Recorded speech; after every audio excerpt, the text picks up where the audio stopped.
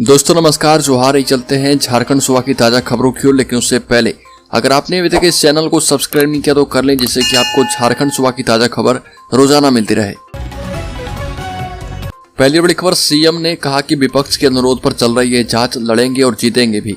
झारखंड के मुख्यमंत्री हेमंत सोरेन ईडी के समक्ष पेश होंगे या नहीं, मुख्यमंत्री कार्यालय ने 15 नवंबर तक का शेड्यूल जारी कर दिया है। मुख्यमंत्री हेमंत सोरेन रायपुर में होंगे और मुख्यमंत्री साहिबगंज में आपकी योजना आपकी सरकार आपके द्वार कार्यक्रम में विरोधियों पर जमकर बरसे और कहा कि विपक्ष के अनुरोध पर ईडी जांच कर रही है और हमें भी बुलाया गया है और हम इससे घबराते नहीं हैं। हमें ये बताया गया है कि देखो ईडी कितनी पावरफुल है। सोनिया गांधी राहुल गांधी को बुला सकते हैं तो मुख्यमंत्री को भी बुला सकते हैं। इससे हमारी पहचान और छवि को नुकसान पहुंचाने की कोशिश की जा रही है। अगर उनके ये करने से हो गया तब तो कहानी खत्म। विरोधियों की तरफ इशारा करते हुए हेमंत सोरेन ने कहा कि अगर राजनीतिक रूप से सक्षम नहीं हो पाए तो अब इस तरह के प्रयास किए जा रहे हैं। अगली खबर, गोड्डा के सांसद निशिकांत दुबे ने एक ट्वीट से एक बार फिर से राजनीतिक हलचल बढ़ा दी है। ट्विटर पर चुनाव आयोग की चिट्ठी साझा की। चिट्ठी की शुरुआत की 2 लाइनों को छिपा दिया गया, लेकिन इसकी बाकी की लाइनों के साथ निशिकांत दुबे ने लिखा कि हेमंत सोरेन जी के बाद दूसरी खबर, चुनाव आयोग से देवघर जिला में वोटर लिस्ट के रिवीजन में वर्तमान उपायुक्त मंजूनाथ भजंत्री को हटाने का आदेश जारी किया गया है। भारत निर्वाचन आयोग ने इससे पहले भी देवघर जिले उपायुक्त मंजूनाथ भजंत्री के खिलाफ बड़ी कार्रवाई की है। इससे पहले भी भजंत्री को लेकर चुनाव आयोग ने सख्त कार्रवाई की अनुशंसा करते हुए यह भी कहा था कि बगैर चुनाव आयोग की अनुमति के भजंत्री को भविष्य में कभी भी चुनाव ड्यूटी में न लगाया जाए। अगली खबर, झारखंड के मुख्यमंत्री हेमंत सोरेन ईडी की पूछताछ में शामिल नहीं होंगे। प्रवर्तन निदेशालय ने अवैध खनन और मनी लॉन्ड्रिंग के मामले में समन भेजा है और आज यानी 3 नवंबर को 11:30 बजे पूछताछ के लिए बुलाया गया है। सीएम ऑफिस की तरफ से उनके अगले 15 दिनों के कार्यक्रम का डिटेल जारी कर दिया गया है और इसमें कहीं भी ईडी ऑफिस जाने का जिक्र नहीं किया गया। हालांकि सरकार की तरफ से इसकी औपचारिक पुष्टि नहीं की गई।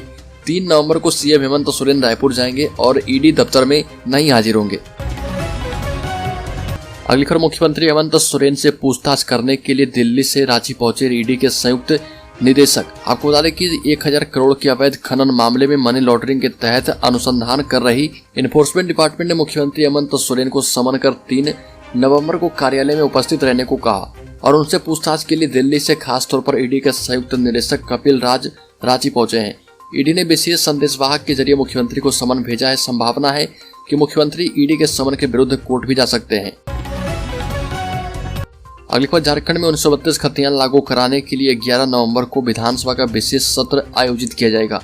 झारखंड में 1932 के खतियान के आधार पर लोगों की नागरिकता तय करने के लिए मुख्यमंत्री हेमंत सोरेन ने 11 नवंबर 2022 को झारखंड विधानसभा का विशेष सत्र आयोजित करने की घोषणा कर दी है। इसकी तैयारी शुरू कर दी गई है। ईडी के समन के बाद हेमंत सोरेन सरकार अपने एजेंडे को लागू करने के लिए सक्रिय हो गई है। बताया गया कि 10 नवंबर को मुख्यमंत्री हेमंत सोरेन पहली कैबिनेट की बैठक करेंगे और इसके बाद 11 नवंबर को झारखंड विधानसभा में स्थानीयता नीति पास कराया जाएगा। जानकारी के मुताबिक मुख्यमंत्री हेमंत सोरेन का कार्यक्रम जारी किया गया है। अगली खबर, अब दिल्ली शहर की तर्ज पर धनबाद के लोगों को मिलेगा हाट बाजार क्लिनिक सुविधा। झारखंड के मुख्यमंत्री ने किया बड़ा काम। झारखंड के सुदूरवर्ती इलाके में चिकित्सा सुविधा विकसित करने को लेकर राज्य सरकार अब छत्तीसगढ़ में मुख्यमंत्री हाट बाजार क्लिनिक और दिल्ली में मोहल्ला क्लिनिक के तर्ज पर चिकित्सकीय सुविधा मुहैया करवाएगी और इसके लिए राज्य सरकार ने मुख्यमंत्री हाट बाजार क्लिनिक सेवा शुरू कर रही है। राज्य में क्लिनिक के लिए 50 नए चिकित्सा वाहन खरीदे जाएंगे। इस योजना पर 10 करोड़ रुपए स्वास्थ्य विभाग भी खर्च कर रहा। धनबाद को भी राज्य सरकार की ओर से 40 लाख रुपए आवंटित किए गए हैं। एक चिकित्सा वाहन लगभग 20 लाख रुपए में खरीदे जाएंगे। अगली बार, राज्य में 8 नवंबर को चंद्र ग्रहण लग रहा और यह इस साल का आखिरी ग्रहण लगेगा। चंद्र ग्रहण को रांची सहित भारत के कई हिस्से में देखा जा पाएगा। भारतीय समय के मुताबिक चंद्र ग्रहण 8 नवंबर 2022 को शाम 5:32 से शुरू होगा और शाम 6:18 पर खत्म होगा। यानी करीब 50 मिनट ग्रहण का असर रहेगा। ग्रहण का सूतक काल सुबह 9:21 से शुरू हो रहा। अगली खबर, झारखंड के सरायकेला खरसावां जिले में गोवध के आरोप में 3 लोगों को गिरफ्तार किया गया। पुलिस के एक अधिकारी ने जानकारी दी। आपको बता दें कि झारखंड में गोवंश के पशुओं की हत्या पर प्रतिबंध लगा दिया गया है। पुलिस के मुताबिक प्रतिबंध के बावजूद यहां से करीब 42 किलोमीटर दूर निमिडी थाना क्षेत्र के सिंदूरपुर गांव में 3 लोगों ने मांस बेचने के लिए 2 गायों को मार डाला। अमित कुमार गुप्ता ने कहा कि हमने 3 लोगों को गिरफ्तार किया है और यह पता लगाने की जाँच शुरू कर दी है कि क्या कोई और व्यक्ति गोवंश के इस अवैध व्यापार में शामिल है।